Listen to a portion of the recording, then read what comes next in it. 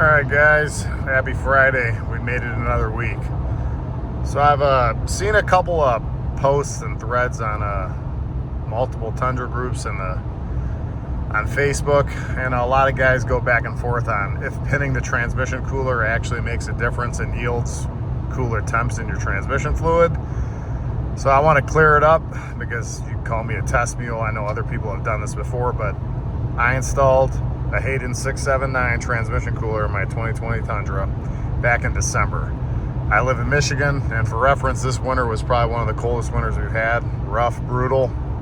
But when I installed it, I left my thermostat pinned. So the transmission fluid runs through continuously, never stops, through the cooler. Anyways, what I've observed over the last, I guess now, 6 months, now we're in May, I'm going to show you guys on my Scan Gauge 3. So AT1 and AT2. AT1 is the pan temps, and AT2 is the converter temps. It's not that hot today. It's like 51, but it's been 70, 76 before here the past couple weeks. Michigan's just so bipolar. In the winter, yeah, I mean, it might take slightly a little bit longer when temperatures are like, -5 or just like 5-10 degrees, but you have the coolant puck that sits literally right next to the thermostat that's still constantly heating up the transmission fluid. If you do a short drive, yes, correct. Your transmission fluids will not get up to like 150, 160 degrees. It might be like 110, 120. In the summer, or we'll just say these temperatures, 50, 60, 70 degrees, the transmission temperatures heat up literally like normal. But the one thing I have noticed personally, and I've been driving now for about 30 minutes, so I probably already blew through $20 of gas, but whatever. The pan temps, the highest I've gotten them, and I'm talking about this is like after driving the truck for an hour, hour and a half, doing a couple pulls, just driving, no towing, just regular driving. I have not been able to get it higher than 165 degrees on the pan temps. Now the converter temps, those will get in the high 180s. I think I saw like 190 one time for like a little bit, but then if I'm driving and the torque converter locks up, it starts dropping down.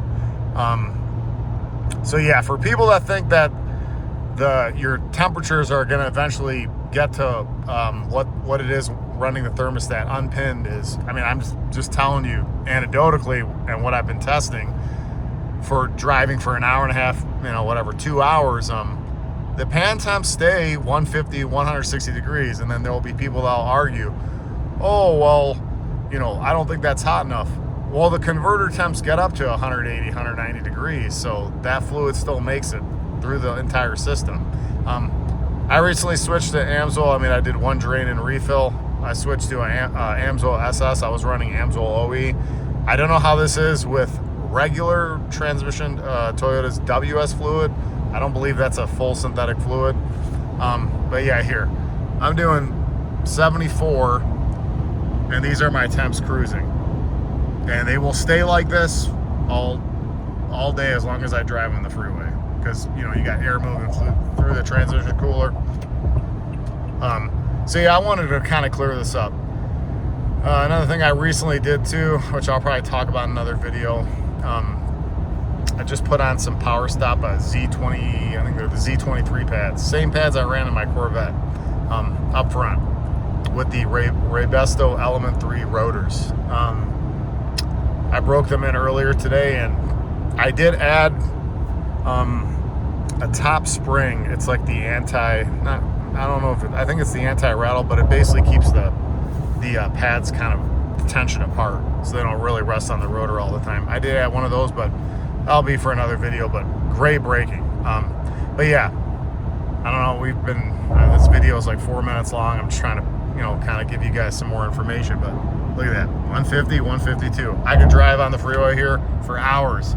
So for people saying that, oh, your transmission temperatures will get to normal, which I used to see before when I didn't have a transmission cooler, on the freeway it would be like 200, 210. So I'm just kind of showing you guys some video evidence that this setup does work. And if you live in like Texas, Florida, Arizona, I would without a doubt pin your transmission cooler, because if you have a 2018 or earlier, I don't know when the switch off was for the design, because there was one of the transmission coolers that came factory on the Tundras. It was integrated into the radiator, I believe, and maybe it was the earlier ones that had their own separate cooler as well, like mounted differently.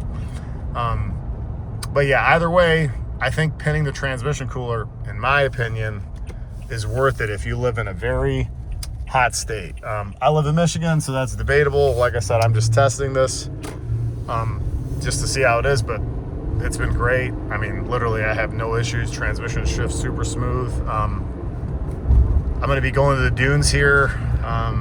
Literally, I think it's 3 weeks away. And I'll be just wheeling on the dunes, and I'm sure it'll be hopefully somewhat hot. I mean, it's going to be definitely, hopefully sunny. But yeah, okay, so see, once again, 154, 152. And that's because I came to a stop. You know, anytime you unlock the converter, obviously temperatures are going to rise. But yeah, it's great, guys. I recommend this setup. For reference, if you haven't watched my previous videos on doing this install, it's really straightforward. It took me 2 hours in the cold.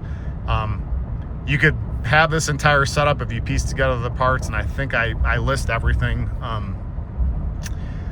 for less than 400 bucks. And I think for $400, the peace of mind to have a transmission cooler on these for years 2019, 20, and 21 is well worth the $400. That's probably the second best thing to the OTT tune that you can get for these trucks, in my opinion, for longevity.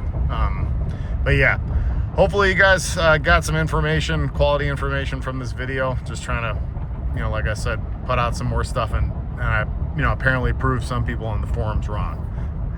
But you guys have a good rest of your week and a good weekend ahead. Take care.